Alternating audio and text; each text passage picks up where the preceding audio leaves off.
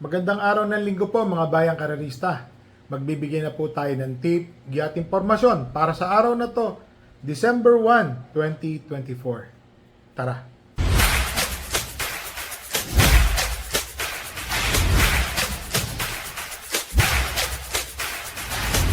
So, Spirit of Christmas, December 1 na po.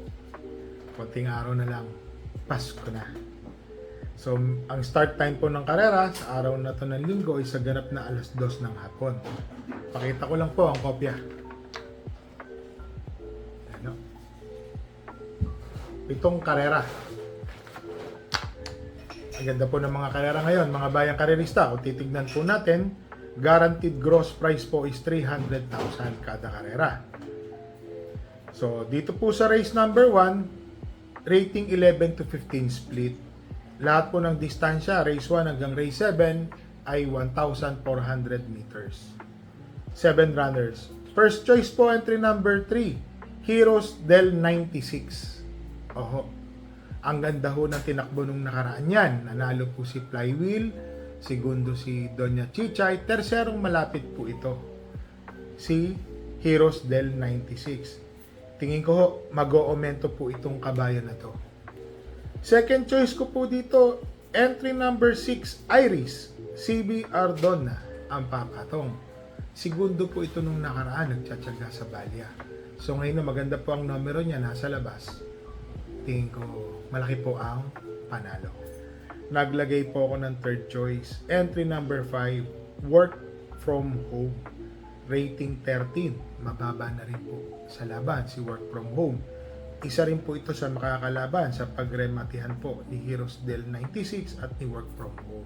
Sila pong dalawa. So dito po sa race number 1, first choice entry number 3, Heroes del 96. Second choice entry number 5, Work from Home. Entry number 6, Iris. Third choice entry number 5, Work from Home. So dito na ho tayo sa race number 2, 7 runners, rating 6 to 10 split. First choice po, entry number 3, Captain Bob. A.R. Villegas ang sasakay. Tingin ko ho, malaki po ang panalo.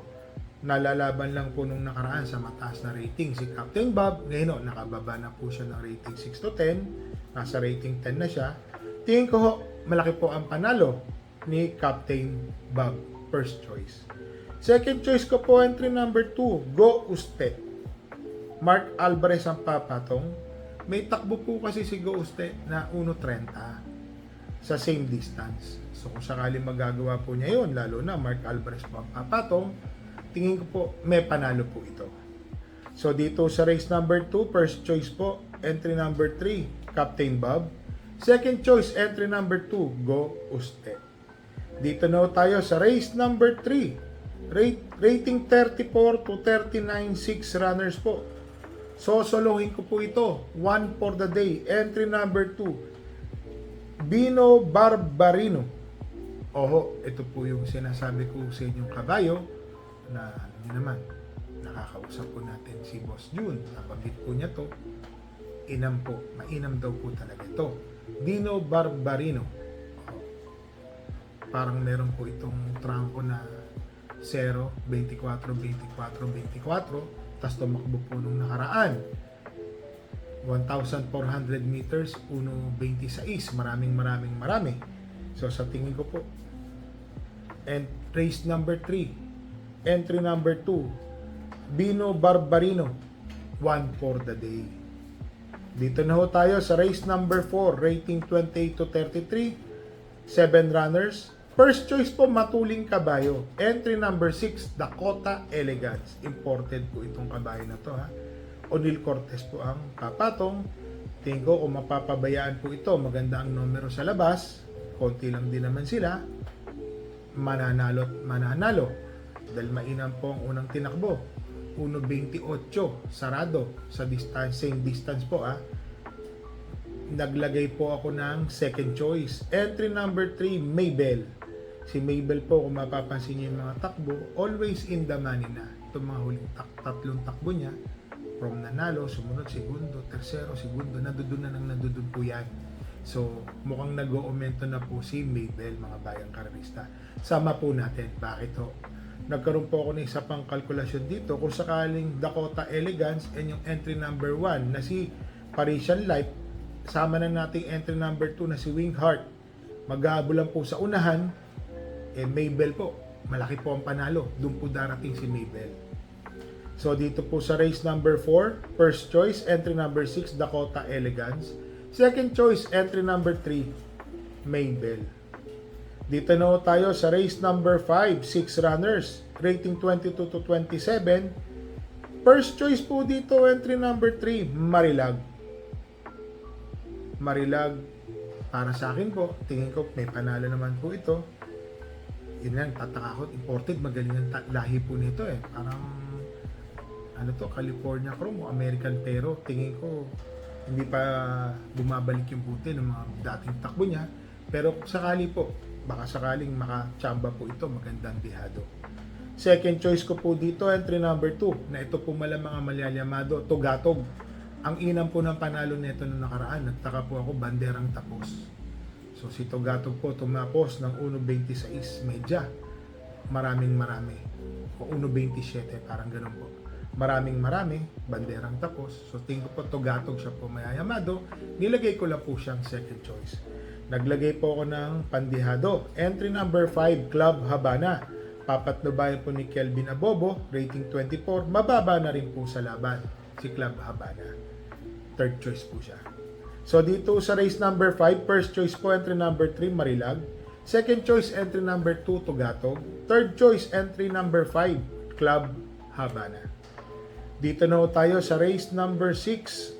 16 to 21 ang rating split neto, 7 runners. First choice entry number 2, Gold Rush. CP Henson ang papatong. Tingin ko po, may malaki po itong chance ang manalo. Dahil sa distansyang 1,400 meters, meron po itong 1.27 medya hanggang 1.28 medya. Good and bad. Yung low side niya. Nandoon, medyo malapit lang. Sa tingin ko, malaki po ang panalo nito. Second choice ko po, medyo dihado. Entry number 4, Sting. Nakakwarto na po ito nung nakaraan. Ang lakas po ng laban. O, alam niyo naman, tinitignan natin dyan yung galing Oops, nandoon na to Yun po yung mga pinagmamasdan natin. Siyempre, pag nagbibigay po tayo ng tip, isa po yan sa kailangan nating aralin o tignan. Second choice po. Third choice ko po dito yung matuling kabayo. Entry number 7, Creation of Adam. GL Siego po ang papatong. Ito pong si Creation of Adam, nag-barrier po ito recently lang. Parang 1.16 medya. Medyo humaba lang po ang distansya. Kung sakasakali po na, kasi tinanong po natin, sabi may panalo. So sabi ko kaya sinama ko siya sa tip. Sinama ko po siya dahil alam niya naman, iba yung may panalo sa sasabihin ng iba na chamba, walang panalo. Iba po yung may panalo. So third choice ko po si Creation of Adam. So dito po sa race number 6, first choice po entry number 2, Gold Rush. Second choice entry number 4, Sting. Third choice entry number 7, Creation of Adam. So dito na tayo sa last race, race number 7. Rating 5 placer, mga natitimbang po at saka yung mga bagong baba. First choice ko po dito entry number 5, Magnolia Ashley. Mark Alvarez po ang papatong. Tingin ko ho, malaki po ang panalo ni Magnolia Ashley. 1.31, 1.30 medya hanggang 1.32 ang tinatakbo niyan. Depende po sa lagay ng pista. Tingin ko po malaki po ang panalo. Ito pong entry number 6, Barayong. Isa sa mahigpit na makakalaban niya to sa Parematihan. Pagka sungaw ng rekta, tinawag na ho si Barayong.